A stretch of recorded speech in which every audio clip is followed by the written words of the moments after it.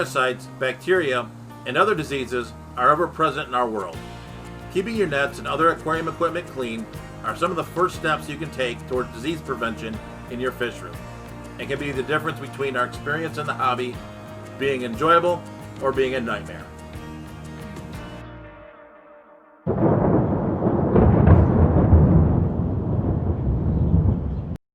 Hi there, my name's Mike, and welcome to my fish barn.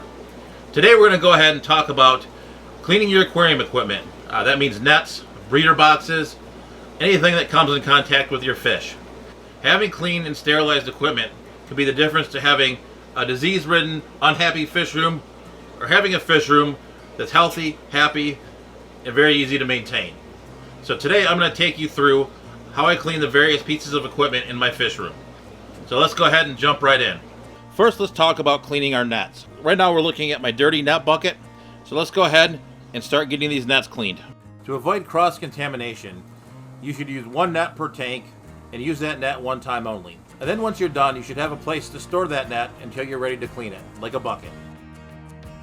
So let's go ahead and get started here. I've got our nets, so we're going to fill this up with water. Does not have to be dechlorinated water. I just use normal water out of the tap.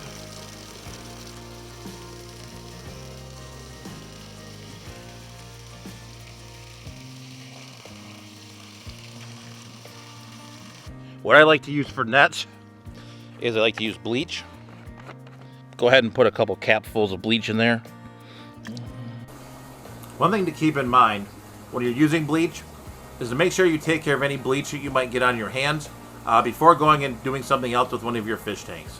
That could have a tragic result. So we're going to let this sit. You can let this sit for a couple hours. You can let it sit overnight. I usually like to let it sit overnight, and then we'll go ahead and get on to the next step. So now we're looking at my other bin that houses the rest of my aquarium equipment.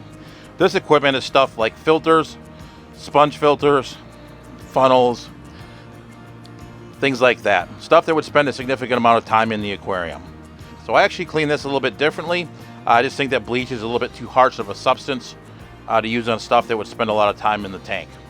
You know, nets, you're gonna have it in there for maybe a couple minutes, a few seconds. You know, just on the off chance that you happen to leave a trace of some bleach on something. And also some of the stuff is porous, like sponge filters. You don't want to leave the bleach on it and have it possibly kill your fish or infect your tank. So what I like to use with this is vinegar. So what we're going to do is we're going to pour a little bit of vinegar in. I don't get very specific with it. You know, vinegar, you know, as it is an acid, it is fairly harmless. It's a great cleaning agent for a lot of different things in your aquarium. So we threw some white vinegar in here, and we're just going to go ahead and fill this up.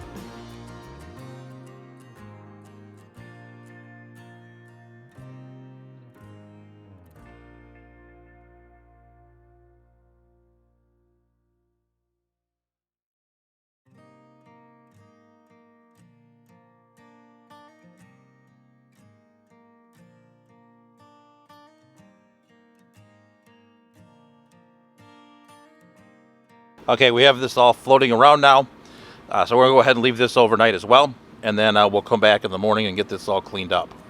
All right, it's the next morning now, so we're going to go ahead here and start cleaning some of this up. We're going to start here with the pickle jar.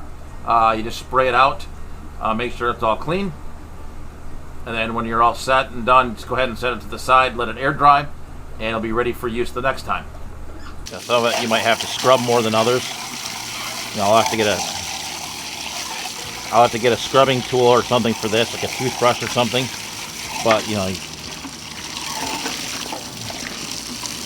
the stuff like the sponges, you just want to squeeze it out and let that air dry as well. The vinegar won't hurt anything, especially the minute amounts that would be left after this. But just go ahead and clean up all your equipment, let it dry, and you would be good to go to use it for your next use. So the last thing I want to talk about cleaning are filter socks. So for those of you that are running a reef aquarium or an aquarium with a sump, you may be running these.